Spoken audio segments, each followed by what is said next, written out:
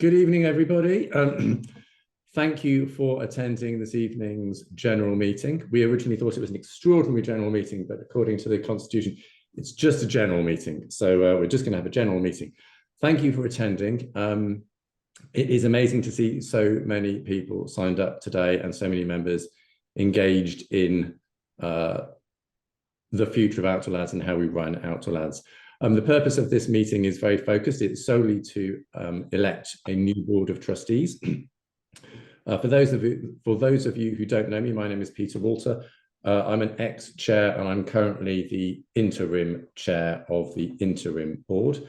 On your screen, you will see a number of people. You will see the interim board of Dave Lawrence, Neil Sharp, and the permanently elected trustee who was elected at the AGM, Jake Higgins. You'll also see the candidates who are standing, and Liam and Dan and Yvonne as well.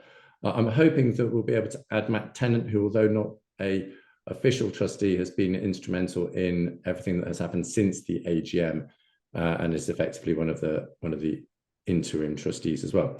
So we will hear from each of the candidates shortly and give you the opportunity to ask questions. If you could put your questions in the Q&A panel, please, not in the chat panel. We'll pick those up as we go along. We'll hear from each candidate individually and then have an opportunity to ask questions of any of the interim trustees or the future standing trustees. So before we go to the candidates, I'd just like to do a quick review of the process.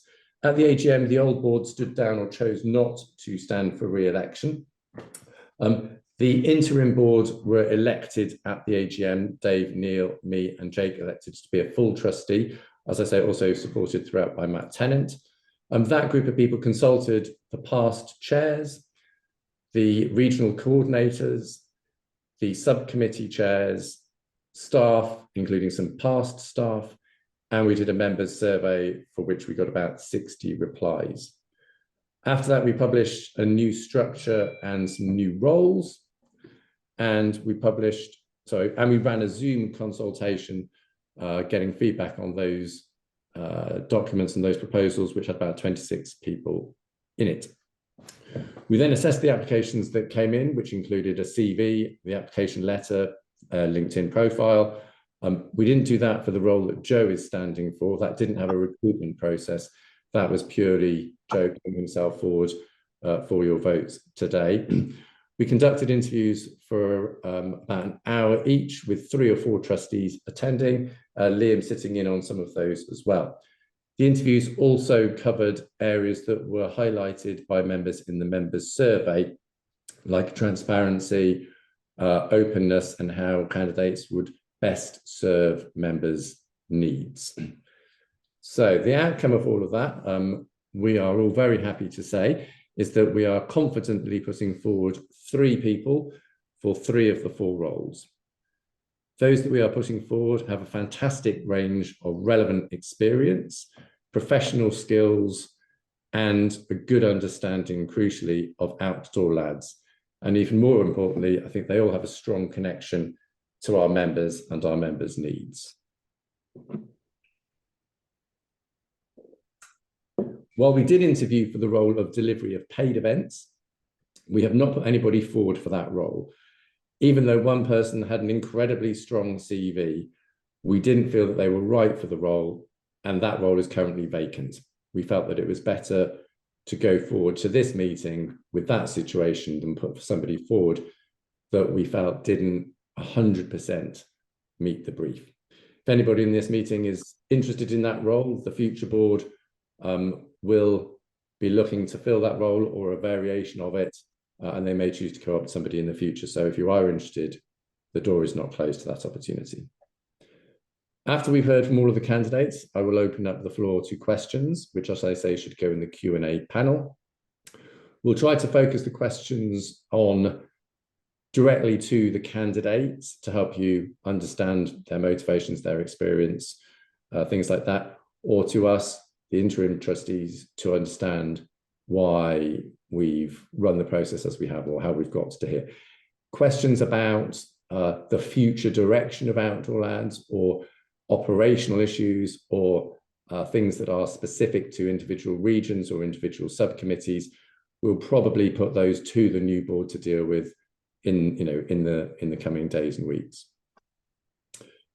Okay, after we've heard from all of the candidates, Liam will manage the voting process in his role as company secretary. And then we'll just have a quick wrap up, and hopefully it won't be an enormously long meeting. So without further ado, I'm going to ask each of the candidates to speak briefly, and we're going to do this in alphabetical order. So can I first ask Dan to kick us off? Hi, I'm Daniel. I probably know me best from doing mountain events and kind of things in the Northwest, Lake District, Wales, Scotland. I've now been an outdoor lad for nearly 18 years, and I'm a pretty active leader within the organisation. I have been on the board before, back in kind of 2006 up to about 2012. I was involved quite a lot within organising kind of hostel programme, the big events back in the day. So I've got a good understanding of essentially what it takes to get events up and running. I also know the amount of effort the leaders go into and organisers and the paid staff into kind of keeping them going. So I think for me, it's a lot of importance kind of with communication with leaders, making sure that we're getting them involved, getting them motivated, and also kind of giving all the different levels the support they need.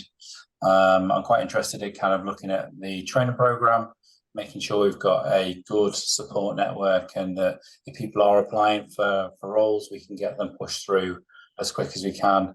I do think there's lots of things we can do in terms of the programme, and just linking the coordinators together with the leaders, and just seeing what we can do in terms of kind of filling up kind of the programming more in advance. I know lots of people have holidays, kind of they need to plan the next year, the year after.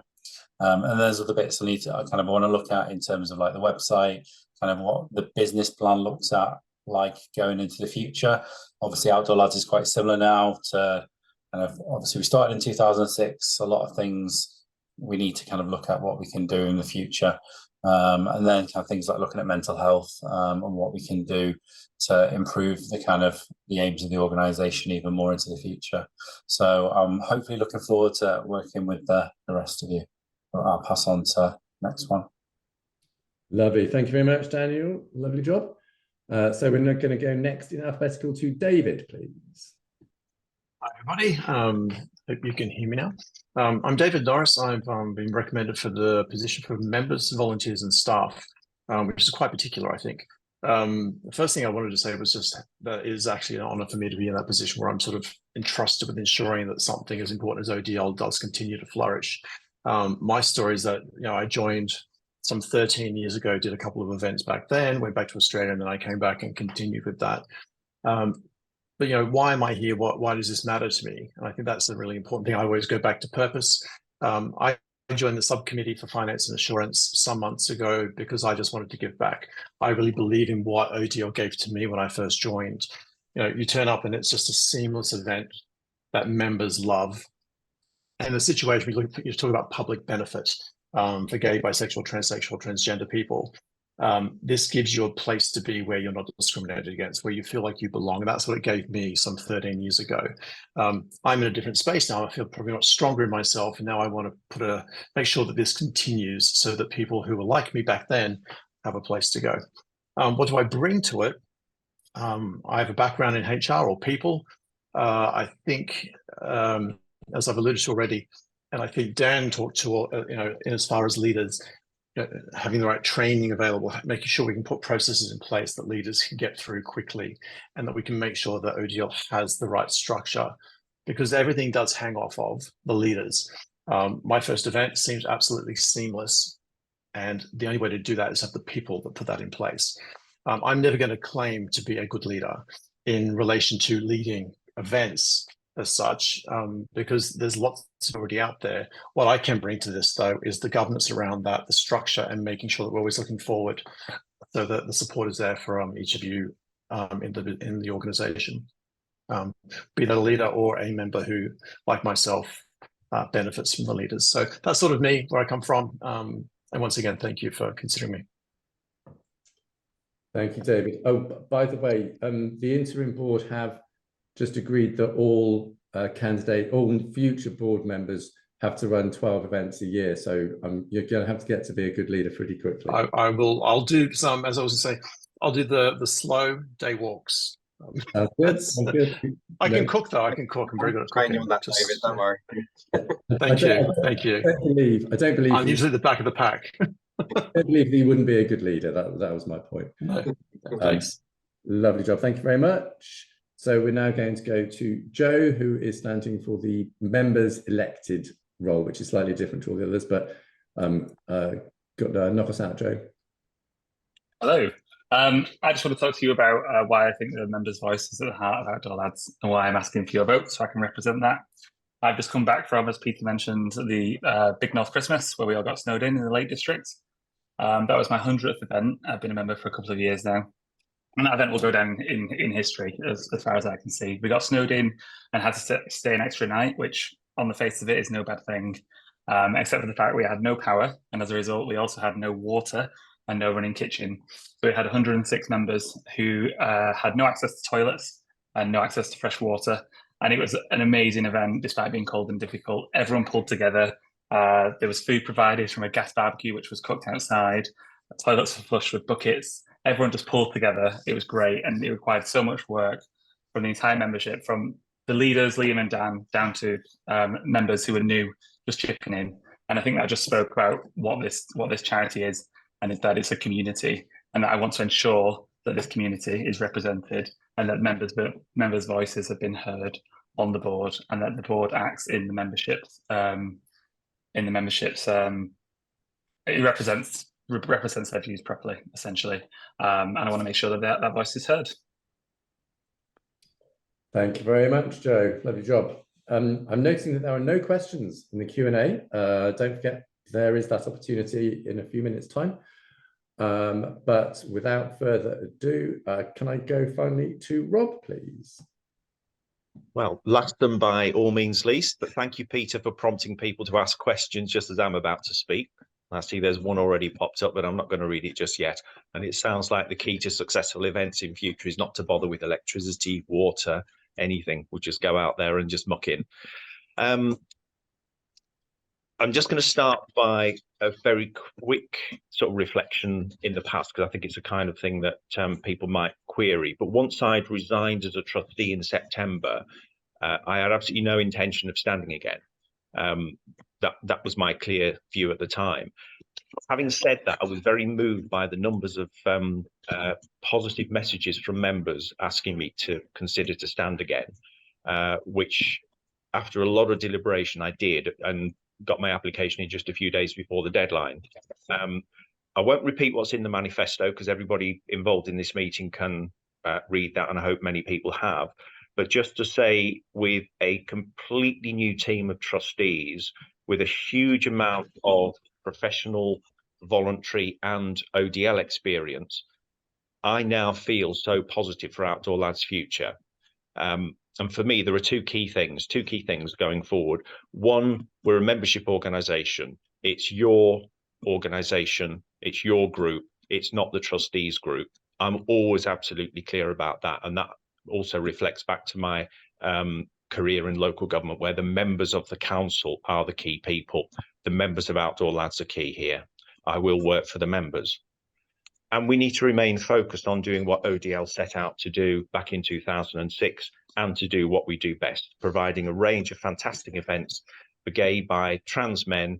And this should be done in conjunction with the hard work of our subcommittees, and especially the leaders, without whom we have absolutely nothing. So all I will say now is, if you elect me tonight, I will give this my absolute best shot. Thank you. Thank you very much, Rob. Excellent. Okay, so we've got some questions which I'm going to try to moderate as we go through. Rob, I'm going to give you a chance to read the first one, and we'll come back to you on that in a second. But there's a couple which I can link together. One is, given that the board predominantly consist of cisgender white men, how would candidates actively work to ensure the diverse populations we serve are adequately represented? And there's a similar one for Joe, how are you planning to ensure a wide range of members' voices are heard and you don't just represent your own opinions? So they're two questions which I think are broadly similar, which is how are you going to represent the full diversity of our members? One person's also asked for specific strategies and initiatives to enhance inclusivity and diversity. I think that's too much of a detail for this, but I'm going to ask all four of you, how would you ensure that you represent the widest diversity of our members, please? And I'm going to just go around the screen in order of people that I see. So, David, could you go first, please?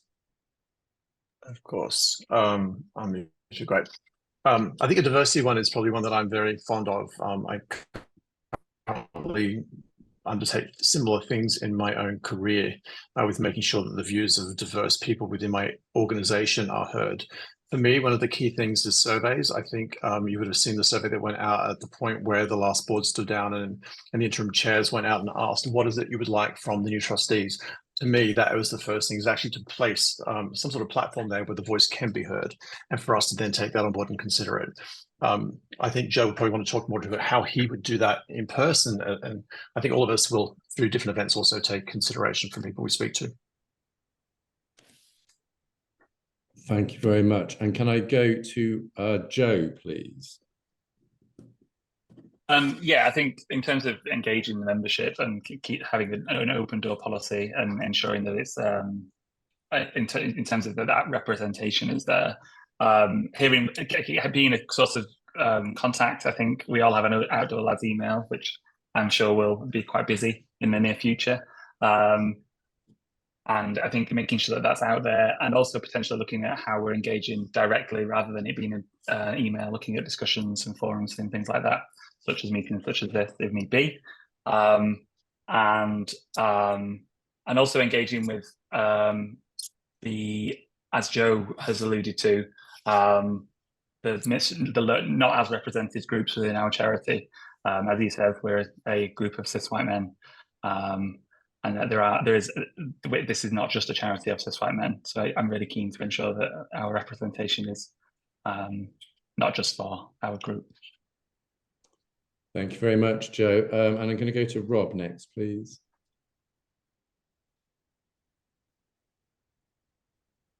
You're on mute, Rob. Yeah, I was desperately trying to remove the Q&A panel from the button that said unmute. I mean, in terms of diversity, to get the widest range of diversity in the group, it's been a challenge for Outdoor Lads for years. You can see some evidence that some things have worked. I've certainly witnessed more people from different backgrounds joining us. But I think the key things for me, if elected as part of the Board of Trustees, part of it is about the widest range of events, so we're appealing to as many people as possible, ranging from the new category of sort of cultural and heritage walks that don't involve 50 miles up 16 mountains.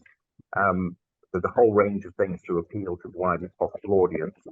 The subcommittees, they've got some specific remits, or at least one of them has, in relation to diversity.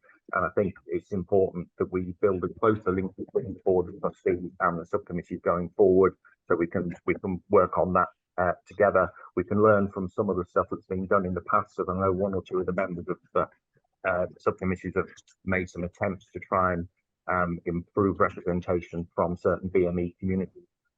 So we need to learn from that and see what else we can do.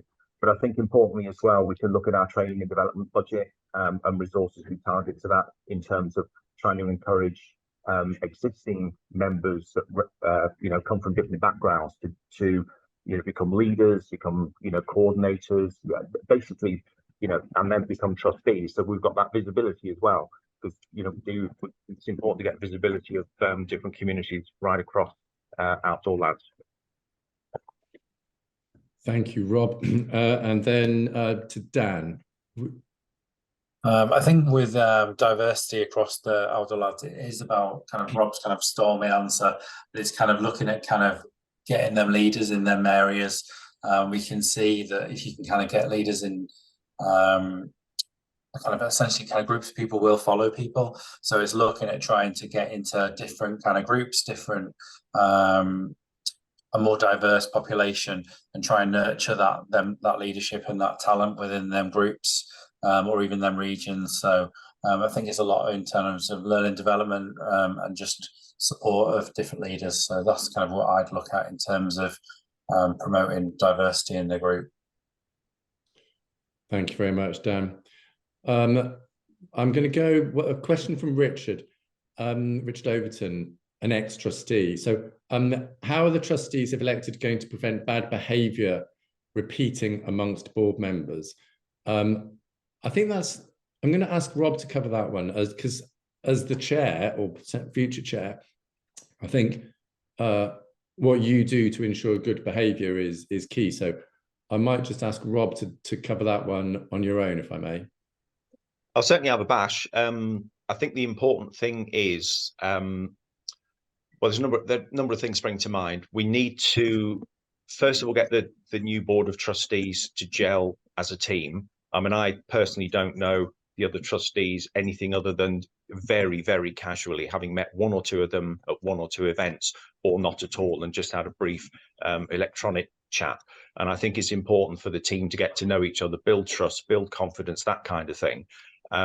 We've got to unite behind the direction of travel that we're going in, and expect people to, to stick to that. This is all also underpinned by the views of subcommittees and leaders and other members as well, because it is a membership organisation. But I think also one of the things that we should be doing is some training for trustees. I think on becoming a trustee I'm getting a bit of an echo in this room, so could you just bear with me, Mark? So I was getting an echo, it's putting me off. Yeah, putting some training on for trustees, because to become a trustee of a charity is a specific role. We've got to keep the organisation safe and sound. We've got to deliver the organisation's objectives, that kind of thing. So we do need to make sure we all know what's expected of us. And that will include behaviours, including acting as a corporate team. If the group agrees something, we need to develop how we work, how we push that forward as a group. So training for the trustees is really important going forward, I think. And I'm sure other people on who are standing for election tonight might have other ideas as well. Thank you, Rob. I'm going to ask Matt to make a comment on that, and any of the other future trustees.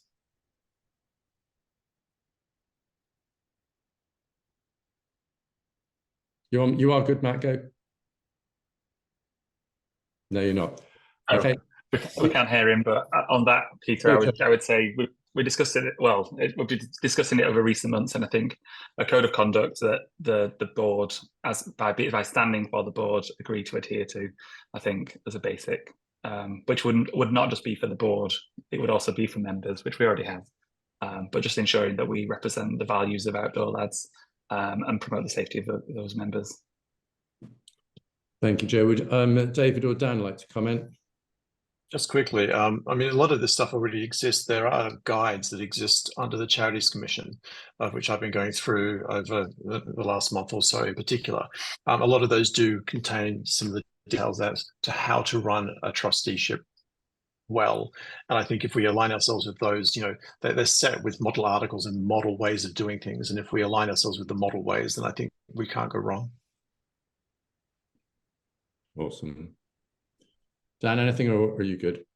Yeah, it was the same, really. Obviously, looking at the documentation that's out there, kind of doing that training, and obviously revisiting the Outdoor Lads Code of Conduct as well, and just making sure we kind of revisit it a bit with the members and essentially the trustees as well. Because I think there's bits we can do there. Obviously, we had a hostile chat online, so I think there's definitely room for improvement across the board.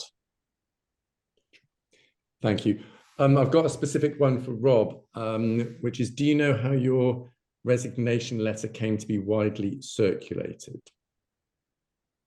The specific route, no. I did share the letter with a number of people who'd invested in me to become chair, and I felt I owed it to them to explain the difficult reasons behind my decision to resign.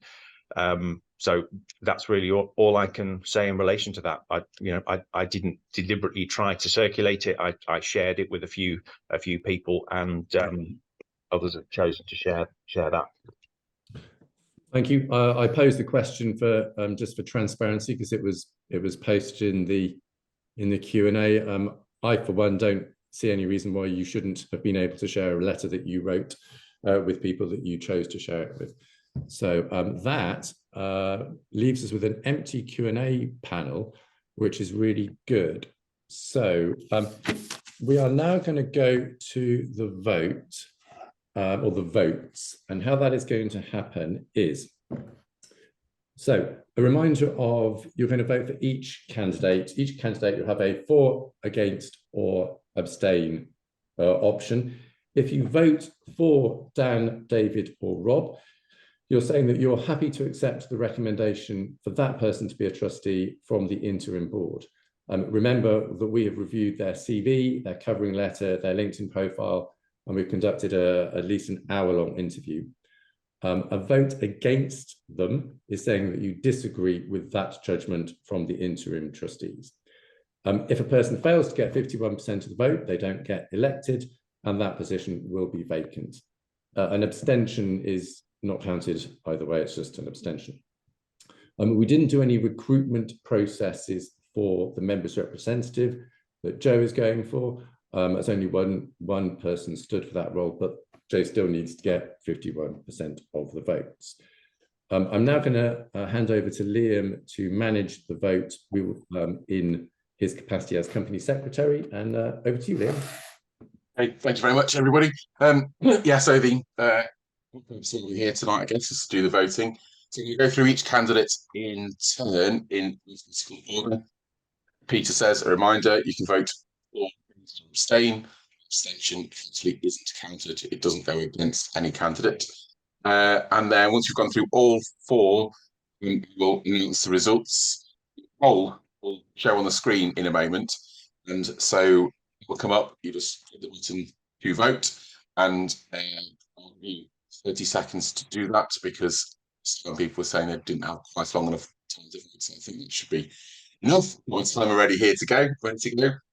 There have been some votes submitted online in advance from people who are unable to attend the meeting tonight. So when I announce the results, I will be adding those results to the results we have here tonight to come to the final answer. Someone's just said, how do we vote from Zoom? It will be very clear in a moment, because that will pop up.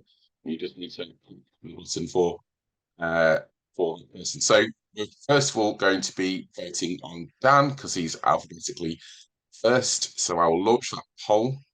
I'll give you a bit longer for the first one. So you should now, excuse me, see that come up. You've got for, against, and abstain in there. So you can make your votes, please. Instead, I'm going to start my timer, so I shall.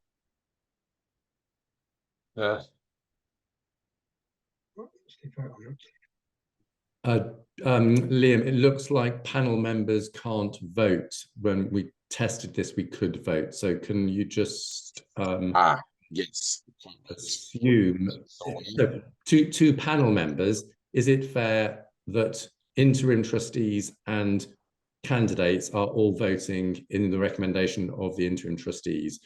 If that's, can we assume that that is the case, and that Liam can just yeah, good.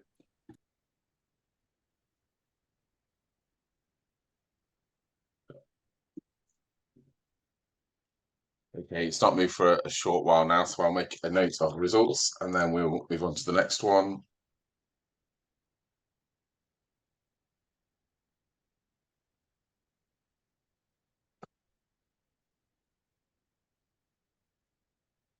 Good, so I'm going to end that poll. Thank you.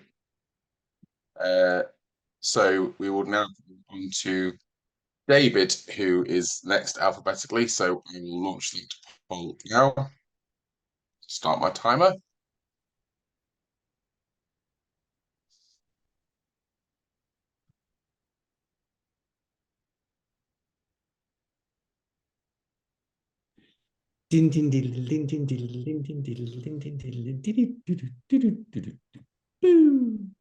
So sound effects, Peter, that's very much appreciated.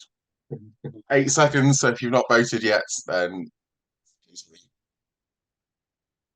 still some coming in.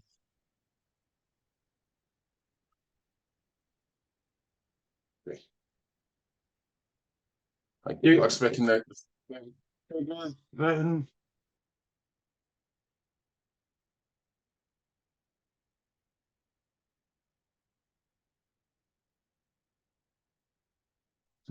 So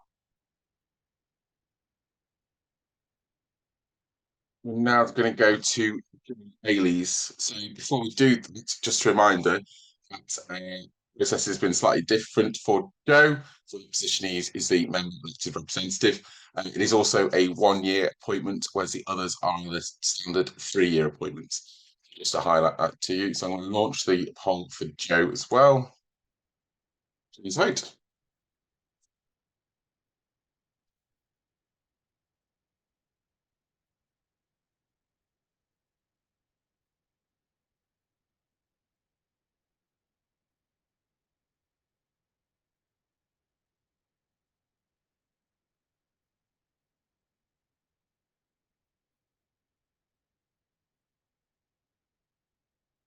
Got 5 seconds.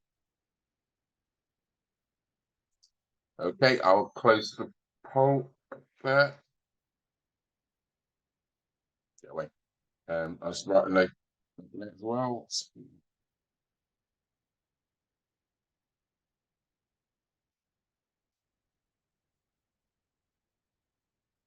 And then we are going to, last but not least, Rob Mitchell. So I'm going to launch that one as well.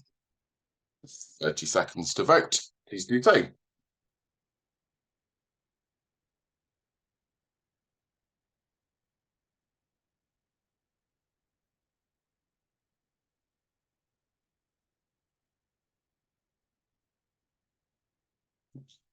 Ten seconds left.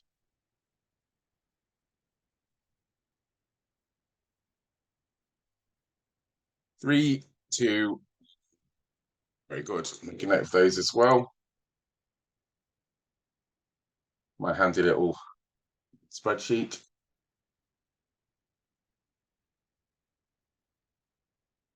Okay, I'll end the poll. Okay, thank you very much, everybody, for that.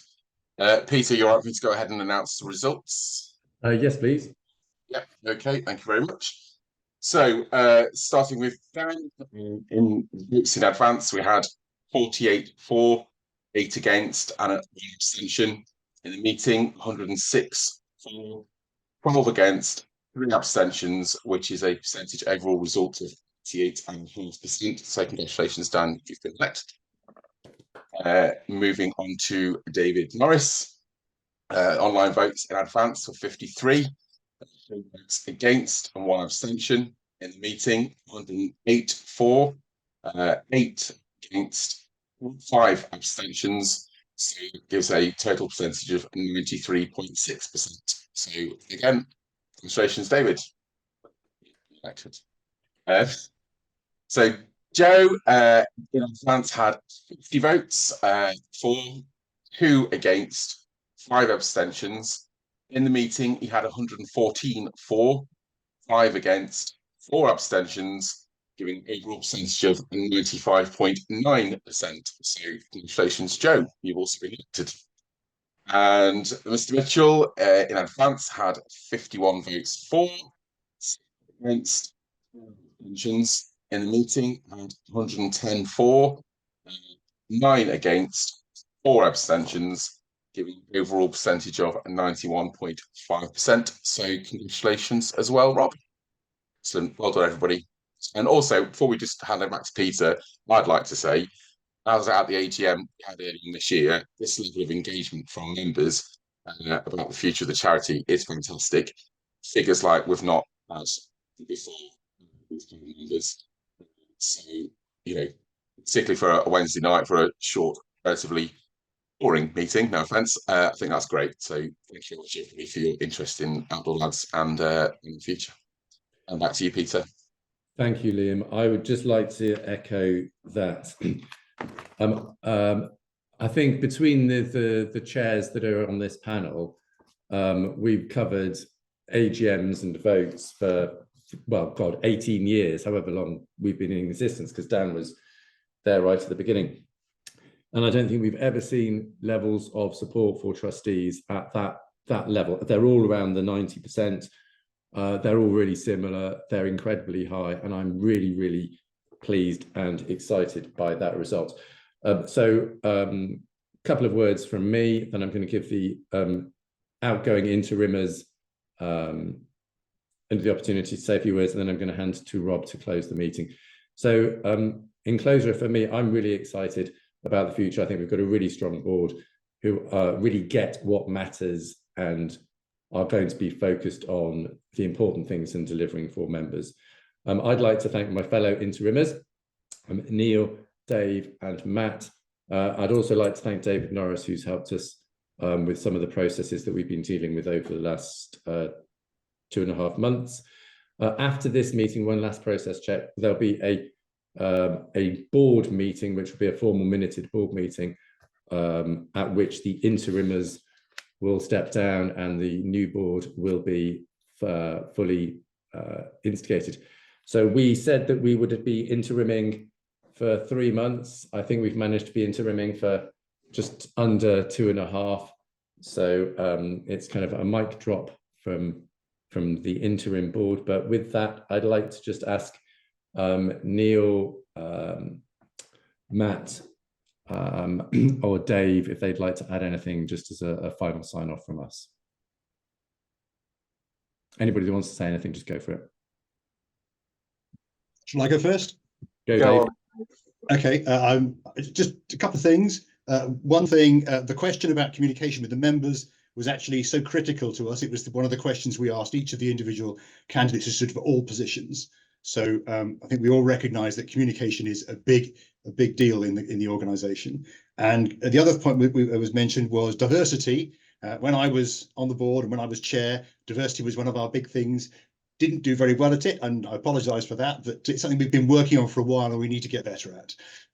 Other than that, thanks to everyone who's been involved in the process. It's been a real pleasure to help out and be there. And I'd just like to say thank you for the opportunity, having been on the board for 4 years previously, never expecting to step up and do it again. It's been a bit of a whirlwind to actually do it and do it so quickly, but you know, I said right from the start, I really wanted to take part in securing the future of Outdoor Lads, and I'm confident that that's exactly what we're doing through the process that we've gone through in terms of recruiting this new board. So thank you everybody for having faith in myself and my fellow interimers as we've shored up the organisation for the future. Lovely job, thank you, Neil. Matt's gone dark and silent. Can you hear me, Peter? Oh yes, we can hear you. Yes, go for it, Matt.